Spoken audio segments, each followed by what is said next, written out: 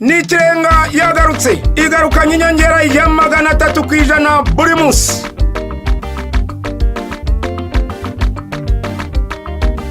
Umunyenga muri kajugujugu kujyana muri hoteli y'agatangaza ukarama amajoro 2 n'uwawe,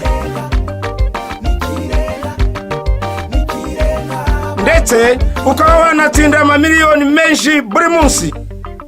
Kanda akanyenyeri 141 akanyenyeri 1 urwego ugere ku muhigo w'umunsi, bityo wihesha amahirwe. Amategeko n'amabwiriza birakurikizwa. Airtel, umuyoboro wa telefone zigezweho. Katwongere tubaha ikaze muri promotion yacu ya Nikirenga, mbabwira ngo ubu ngubu dufite ibyishimo byinshi cyane mu mitima yacu, kuko turabona ko impera y'umwaka turayisatiriye, harabura umunsi n'amasaha make cyane. Siko bimeze Ivan? Niko bimeze. Niko bimeze. Buriya uyu munsi wo deja twawugezemo hagati. Buriya niko twabyita. Duteranyije amasaha asigaye kugira ngo turangize umwaka. Buriya si nk'umunsi umwe. Harengaho nk'amasaha make cyane. Aha. Ndumva rero twebwe n'ibyishimo byinshi cyane, kuko hari abatarabashije kugeza kuri kino gihe. Hari n'abakigereje kano kanya bakaba bahise bava ku birayi n'ibishyimbo, ariko bihangane. Gusa muri twebwe turashima Imana, ndetse dufite n'ibyishimo by'uko tubashije kuba tukiri bazima, tukaba tugarutse nanone na promotion yacu ya Nikirenga, tukubwira ngo ibyari birimo ntago byigeze bihinduka. Amakashi yatangwaga n'ubu aracyatangwa, ibintu byose uko twatangiye Nikirenga n'ubundi ko kimeze. Murabibona turi kumwe na Ivan, niwe wabashije kuba umunyamahirwe wacu ku munsi w'ejo hashize, akabaje kwifatira amakashi yiwe. Ivan, mu buzima busanzwe haryo ukora iki? Ubuzima busanzwe narangije amashuri ku nta kazi mfite. Uri umushomeri? Ndi umushomeri. Umaze nk'igihe kingana iki ushomereye? Narakoraga ariko yari temporary contract, none ubu ngubu maze nk'umwaka gutyo. Umwaka wose utakora? Nikoreye ibiraka ibintu nk'ibyo ngibyo. Abakoze muri uyu mwaka rero buriya tugiye kubara twasanga benshi ntacyo bakoresha, ko wowe ayo bakoreye wowe ugiye guhita uyatwara mu munsi umwe. Nta nubwo ari mu munsi, ni mu masegonda. Ni ukuvuga ngo amasegonda 45 ushobora kuba wibitseho 1.5 miliyoni. Aya ngaya arimo hano yose ni 1.5 miliyoni. Ni ukuvuga ngo utwara agera kuri 1.5 miliyoni mu masegonda make cyane. Ngira ngo urumva uri tayari se? Ni tayari. Mbere y'ibindi byose tubanze mwegereza hano, banze uyafate. Nta kibazo. Nta kibazo. Okay, egera hano hino kandi se ko ari izawe. Urabona hano genda hafashe. Oya egera yes, aho ngaho kabisa, aho biri gukorohera gukoramo. Iki ngewe ndagifashe. Sibyo? Yes. Ntuze gucungana nacyo. Okay. Amasegonda ndaza kujya nkubwira umubare wasigaye. Ntiwirirwe ujya kubara ngo urebe ngo amasegonda ngo hasigaye angahe ngo bimeze gute. Wowe ucungane na kashi zawe gusa. Ucungane no kuzimaramo. Urumva uri tayari? Wabonye uko abandi babigendera? Cyangwa tubanze dukore practice hanyuma tuze gusubira nyuma. Twayikora niba bishoboka. Kirazira kikaziririzwa. Kwitoreza kuri kashi wapi? Uzitoze nyiri uzitwara. Icyo nakubwira cyo ushyiremo agatege nk'umuntu w'umusore. Ukiri muto hasi? Kabisa. Okay, ngaho hagarara aho ngaho no mubarire. Nivuga ngo twatangiye abari gutangira gukoramo. 1 2 3 go. Ebana, ihutisha. Iki ndagifashe n'ikita. Gira vuba kabisa, gira vuba. Genda twara. Ucho kabisa. Kuramo.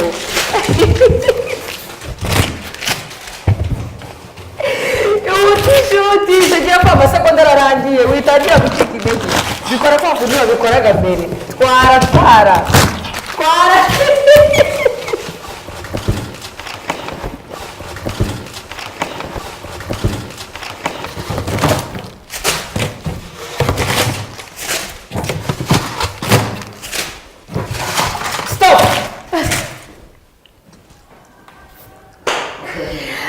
Umeze ute mu mutima wawe? Ndishimye cyane.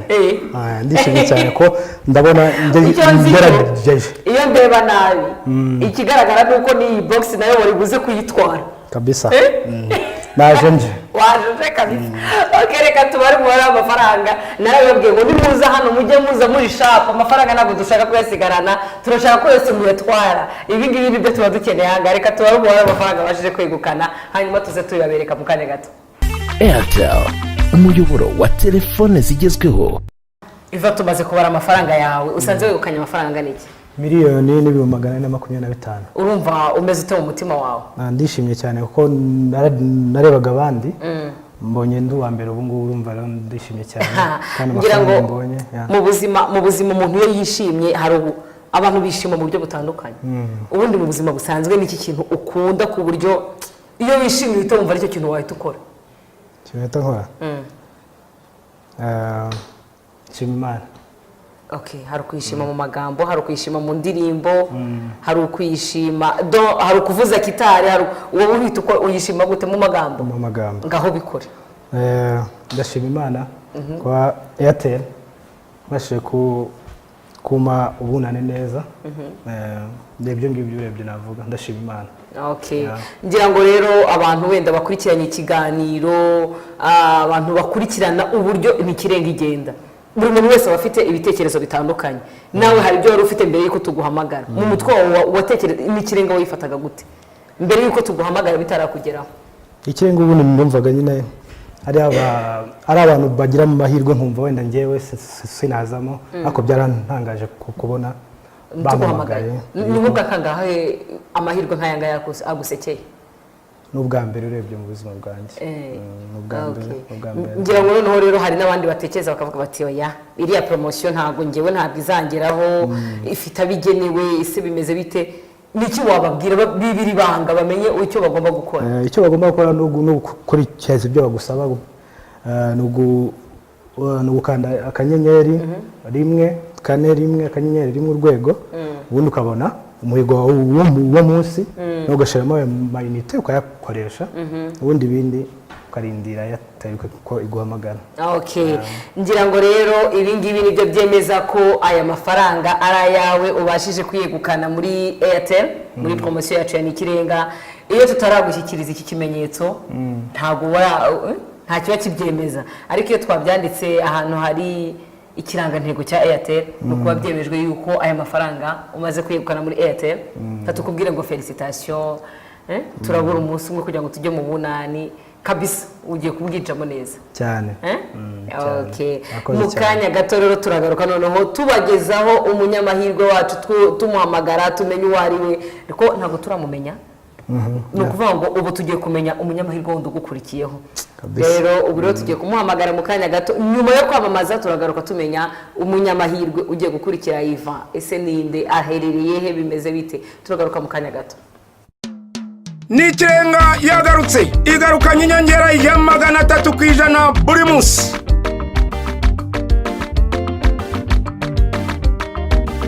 Umunyenga muri kajugujugu kujyana muri hoteli y'agatangaza ukarama amajoro 2 n'uwawe, ndetse ukaba wanatsinda amamiliyoni menshi buri munsi. Kanda akanyenyeri 141 akanyenyeri 1 urwego ugere ku muhigo w'umunsi, bityo wihesha amahirwe. Amategeko n'amabwiriza birakurikizwa. Airtel, umuyoboro wa telefone zigezweho. Nkuko twababwiye rero mumaze kubimenyera, ubu ngubu tugiye kumenya umunyamahirwe wacu, ariko ngira ngo mwiboneye umwana w'umusore uburyo yarameze kabisa. Nibira dushaka nugera ahangaha amafaranga guteretse imbere wiza gukina n'amafaranga.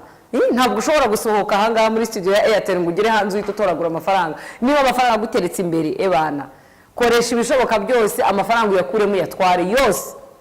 Ntakagira n'igiceri cya 5 dusigiye, twe nta na make tuba dushaka, nari yadusigiye twumvaga yatwara nayo, nicyo twayazaniye. Hanyuma reka turebe, dufite amanimero yacu yahiguye umuhigo ku munsi w'ejo hashize.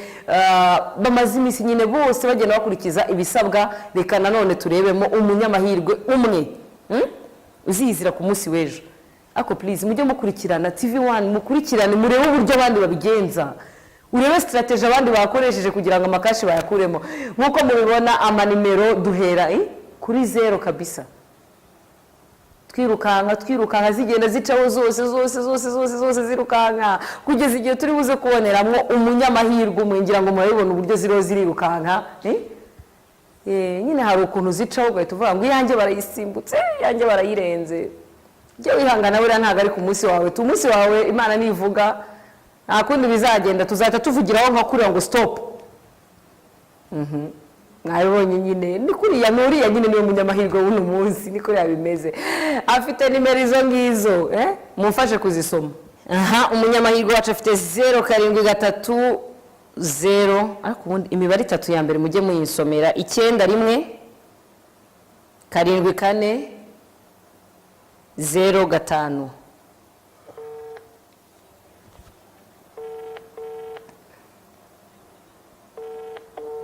itaba vuba rwose dore bonane ugiye kuyirya umeze bien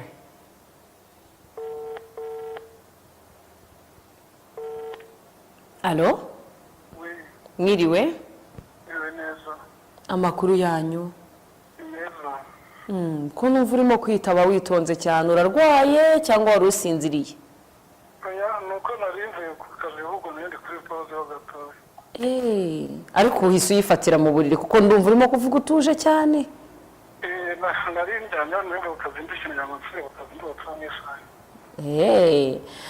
okay njyewe uguhamagaye nitwa Liliane nkaba nkora muri Airtel wamfasha nawe ukambwira amazina yawe se njye nitwa Nitanga Innocent ukaba ukorera hehe mbona nkorera kampani atireninga nkorera za Ngarama ukorera Ngarama hari kampani ifite ikora n'igisho itireninga niyo amagarariye niyo nkorera Ingarama Gatsibo mu Mutara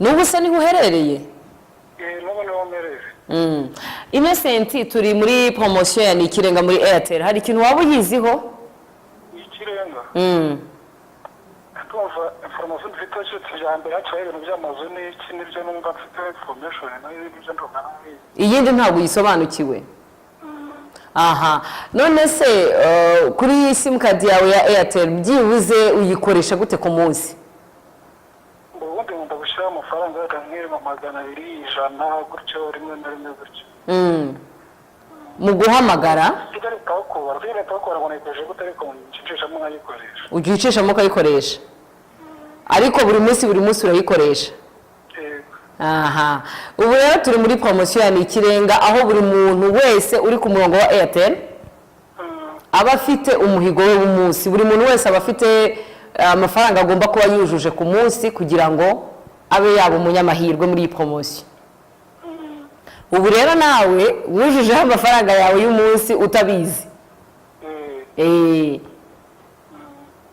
kwiza utuza cyane se ndagira ngo tuvugane dufite morali amatsiko bari baragenda ngira amatsiko muracyarimo kumumbuza turacyarimo kugukumbuza ndagira ngo nkubwire ko ku munsi w'ejo uzatugereho kuri Airtel hanyuma uze kwifatira amafaranga yawe nindangiza ngo usobanurire byimaze umenye nuko byagenze kugira ngo ube baye umunyamahirwe wacu none umubare amafaranga runaka muzambwira amageze cyangwa mwawumbwira ufite wemerewe kuba wakwegukana kugeza kuri 1.5 miliyoni ariko bizaguturukaho bizaterwa nayo uzahitamo kwifatira kuko niwe wifatira ntago ari ngewe uyagufatira ntabwo urakurikirana ngo urebe uko abandi babigenza ntabwo ndakurikirana ndumva nibishyashya mu matwi yanjye ahantu uri hari televiziyo nayibona access yayo ndayifite nayibona wayibona ikiganiro rwose kiba kirimo gicaho dore ubu ngubu ushatse wahita ufungura ukadukurikirana yifungura televiziyo ubu nyine rwose tudukurikirana urebe uburyo bimeze televiziyo Rwanda ya TV1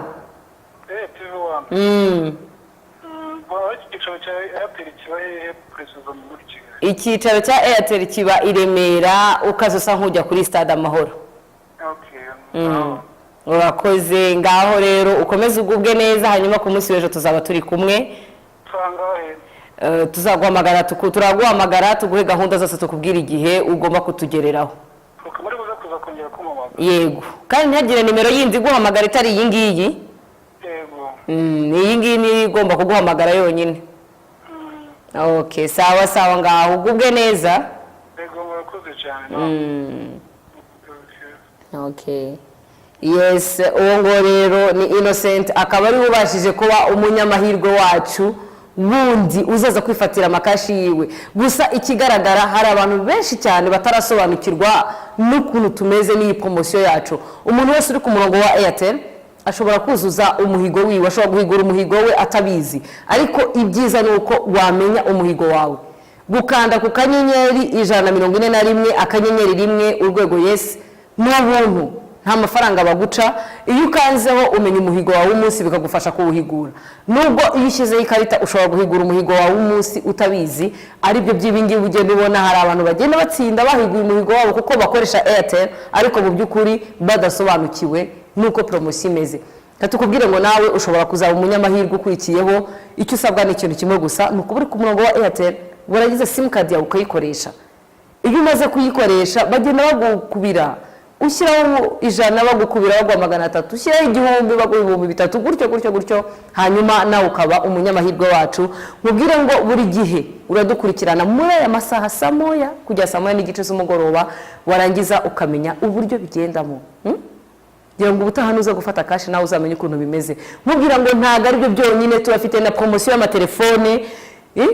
Ebana niba ukeneye kugurisha telefone nziza cyane smartphone, nta handi wayikura ubu ngubu yenda uretse muri Airtel gusa, kuko ibiciro twarabigabanyijeho 50%. Ikindi nakubwira nuko muri iyi mpera y'umwaka nyaboneka utazabura uburyo uhamagara abantu ubifuriza umwaka mwiza, ubaganiriza. Icyo nakubwira ni kimwe, fata simcard yawe, shyiraho amafaranga kuri Airtel Money, nirangiza ugureho ikarita. Iyo uguze ikarita ukoresheje Airtel Money ukubirwa 100% y'amayinite waguze. Ni ukuvuga ngo ibintu byose muri Airtel ni uburyohe gusa. Reka tukubwire ngo ukomeze unezerwe muri Airtel, turabakunda cyane cyane cyane. N'ikirenga yagarutse, igarukanye inyongera ya 300% buri munsi.